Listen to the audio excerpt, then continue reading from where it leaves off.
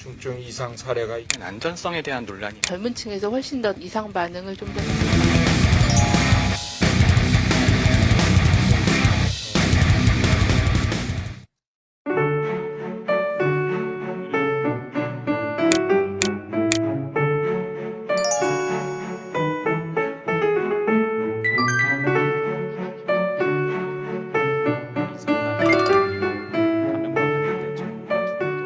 각 의료 전문가들을 바탕으로 해서 구성이 되어 있습니다.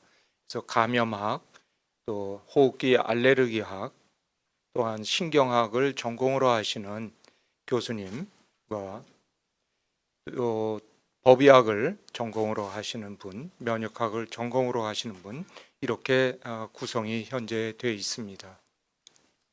그리고 이 예방접종 피해 조사반에서의 그 하는 역할은 우선 백신 예방접종을 하고 나서 발생하는 중증 이상 사례가 있는 경우에 그 백신의 이상 유무에 대해서 검증을 하고 또한 그 중증 이상 반응과 백신과의 인과관계를 확인하는 작업을 합니다. 이러한 작업을 바탕으로 해서 이와 같은 예방접종 사업을 지속할 것인지 안 할 것인지를 결정하는 역할까지 하게 되는 것이 피해 조사반의 역할이라고 할 수 있겠습니다. 백신 접종 후에 어제 진행됐던 그 회의 결과에 대해서 조사를 할 때의 그 원칙은 세 가지로 나뉘었습니다. 첫 번째는 백신 자체의 이상 여무에 대한 것이고, 두 번째는 백신에 의한 중증 이상 반응, 특히 코로나19 백신인 경우에는 아나필락시스의 발생 여부를 같이 검토하였습니다. 세 번째로는 사망자께서 갖고 계셨던 기저질환의 유무에 대해서 검토를 하였습니다. 우선 백신 8분에 대해서 백신 자체에 대한 검사를 조사를 하였습니다. 우선 동일한 예방접종 약을 갖고 접종을 같은 날 하셨고 같은 장소에서 하셨던 분들에게서 나타나는 그 예방접종 중증 이상 반응 유무를 확인하였습니다. 그러나 그런 데에서는 아무런 동반 사례가 없었기 때문에 예방접종 자체의 백신 자체의 문제라든가 또는 백신 접종 과정에서의 문제는 없었다고 판단을 하였습니다. 다음으로는 수집된 자료를 근거로 해서 사망예에 대해 검토를 하였습니다. 접종 후 급격히 사망에 이를 수도 있는 질환인 아나필락시스에 해당되는 사례가 있는지를 8 사망자 예에서 조사를 하였습니다. 아나필락시스에 해당되는 그런 증상들은 없었던 걸로 확인이 됐습니다.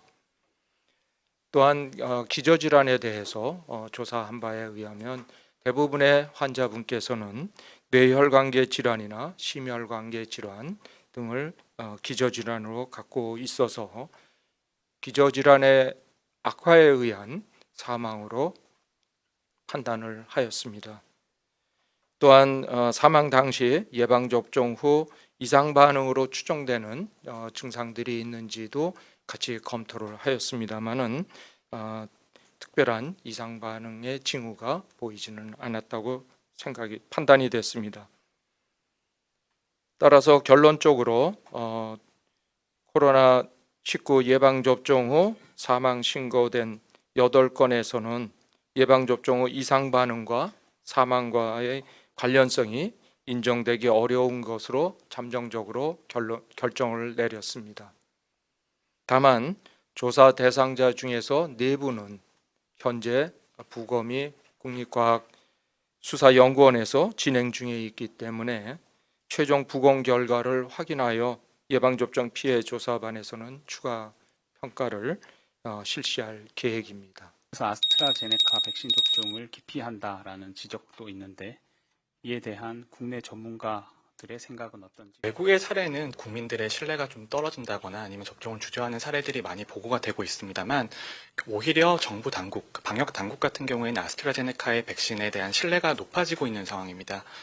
아시는 것처럼 아스트라제네카 백신에 대한 논란은 안전성에 대한 논란이 아니고 65세 이상에 대한 효과의 근거가 부족하다는 논란이었습니다. 그런데 그런 논란 같은 경우에는 영국에서 수백만 명 단위의 대규모 데이터가 나오면서 논란이 일단락된 상태입니다. 따라서 외국 정부 같은 경우에는 65세 이상에 대해서도 사용을 적극적으로 고려를 하고 있습니다.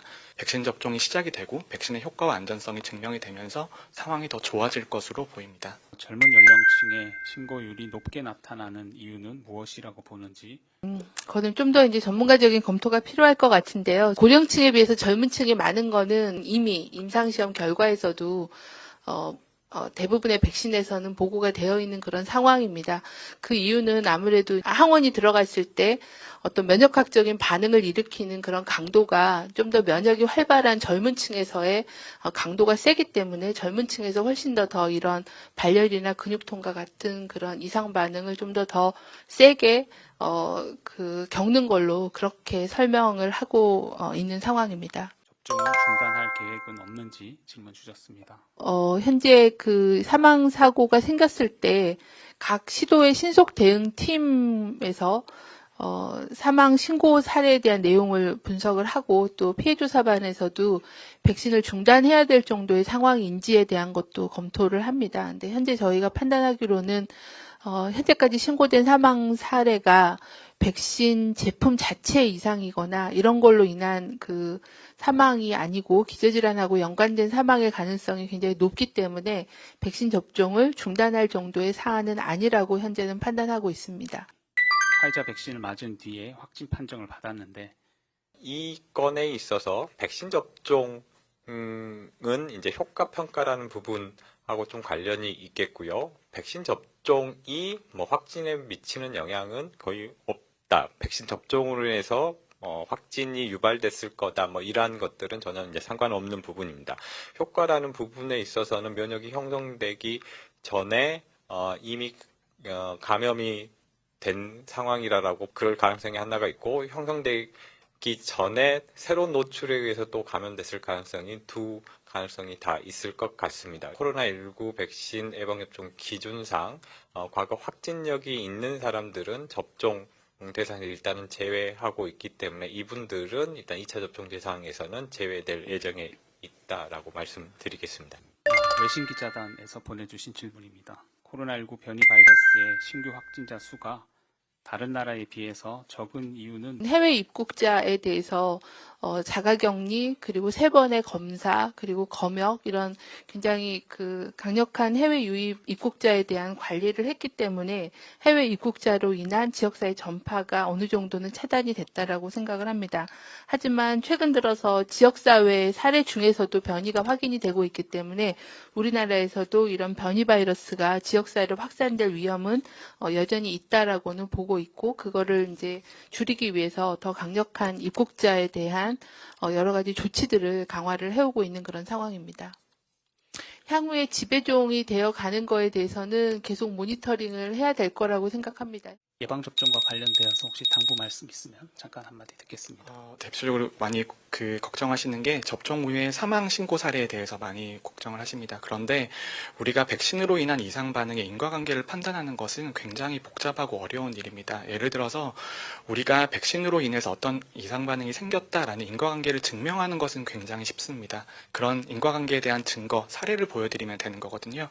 그런데 어떤 이상 반응이 백신으로 인한 것이 아니다라는 걸 보여드리는 건 굉장히 어려운 일입니다. 결국은 없는 인과관계에 대한 증거를 저희가 계속 보여드려야 되는 과정이기 때문에 여러 가지 과정을 통해서 결국은 소거를 통해서 인과관계가 없음을 증명을 해드려야 됩니다. 근데 그런 조사 과정에서는 시간이 걸리기 마련이고요. 근데 그런 시간이 걸림에도 불구하고 우리가 국민들과 이제 언론을 통해서 국민들이 받아들이시는 시간은 굉장히 짧고 전문가와 당국이 설명드리는 데 걸리는 시간은 굉장히 길어집니다. 그래서 전문가들이 굉장히 독립적이고 전문적으로 이상 반응에 대한 인과성 평가를 실시를 하고 있고 이 결과가 나오실 때까지는 조금만 저희를 믿고 기다려 주셨으면 좋겠습니다. 지난 1년, 벌써 1년이 지났습니다. 그런데 1년이 지났는데도 아직도 끝이 정확히 보이지가 않습니다. 우리가 이 코로나 바이러스의 감염에서 이겨내 살아남는 데에는 3가지 길이 있다고 생각을 합니다.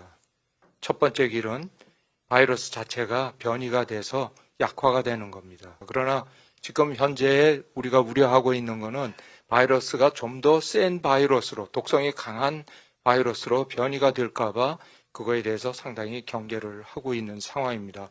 그래서 이 첫 번째 길로는 우리의 이 어려운 상황이 해결되기가 상당히 어렵다고 생각이 되고, 두 번째로 가능한 길은 우리 스스로가 저항력을 갖는 겁니다. 그래서 저항력을 갖기 위해서 병에 노출돼 갖고, 균에 노출이 돼서 병을 앓으면서 저항력을 가져갖고 그 병을 이겨내는 방법이 있습니다.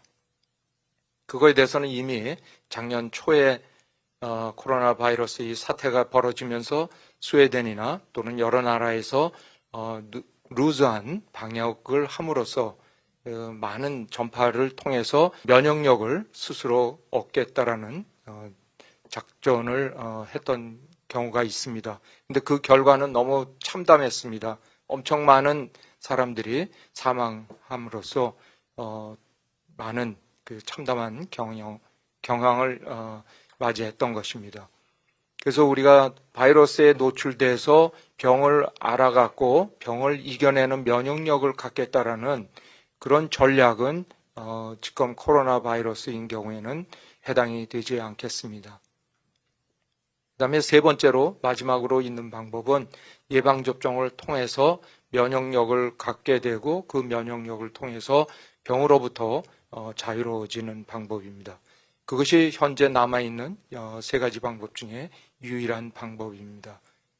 따라서 그러나 다행히도 저희는 지금 백신을 예방접종을 시작을 하고 있습니다. 과학자들의 노력의 결과로 지금 1년이 지난 지금 우리 현실 앞으로 RNA 백신이 와 있습니다. 그래서 다행히도 이 RNA 백신으로 인한 이상 반응의 정도는 경한 이상 반응은 많이 발생을 하지만 중증도의 이상 반응은 생각보다 현재 아나필락시스 외에는 관찰이 되지 않고 있습니다. 따라서 안전도 면에서는 상당히 좋다는 것이 입증이 되어 있다고 보겠습니다. 그래서 안전하고 효과적인 직검의 RNA 백신들을 주저하지 마시고 접종하시기를 당부의 말씀을 드립니다. 청장 마무리 발언 듣고 정리하겠습니다.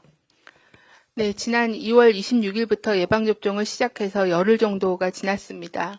현재까지 31만 명, 41.5%가 1차 접종을 완료했고, 접종률도 요양병원은 81%, 요양시설은 50% 정도의 접종이 진행이 되었습니다. 먼저 그동안에 요양병원, 요양시설, 그리고 병원급 의료기관의 종사자, 의료인들께서 접종에 적극적으로 참여해 주셔서 진심으로 감사를 드립니다. 본인의 건강보다도 돌보고 있는 환자나 어르신들의 건강을 보호하기 위해 접종에 적극 참여해 주셨다고 생각합니다. 최근에 접종받으신 분들의 이야기를 들어보면 특히 면역 반응이 활발한 젊은 연령층에서 접종 후에 근육통, 발열 등 증상이 상당수 나타나서 힘들었다는 그 말씀하시는 분들이 계셨습니다. 다행히 2, 3일 지나면 증상이 소실된 걸로 알고 있습니다. 접종 후에 적절한 휴식과 증상 관리를 할 수 있도록 각 기관에서도 기관장들께서도 배려해 주시기를 부탁을 드립니다. 오늘 지난 3월 6일까지 신고된 사망 신고 사례에 대해 피해 조사반의 검토 결과를 말씀드렸습니다. 다시 한번 유족께는 심심한 위로의 말씀을 드리고 삼가 고인의 명복을 빕니다. 방역당국은 예방접종 시행관리뿐만 아니라 사망 등 중증 이상 반응에 대해서도 시도의 신속대응팀 그리고 예방접종 피해조사반 등 전문가들의 철저한 검증과 의학적인 판단을 거쳐서 인과관계에 대해서 투명하게 그리고 정기적으로 말씀드리도록 하겠습니다. 현재 접종 중인 백신은 안전성과 유효성이 확인된 백신이니 과도한 불안감을 가지시지 말고 순서대로 접종을 받아주시기를 요청을 드립니다. 방역 당국도 초심의 긴장감을 유지하며 방역과 접종 관리에 최선을 다하겠습니다. 이상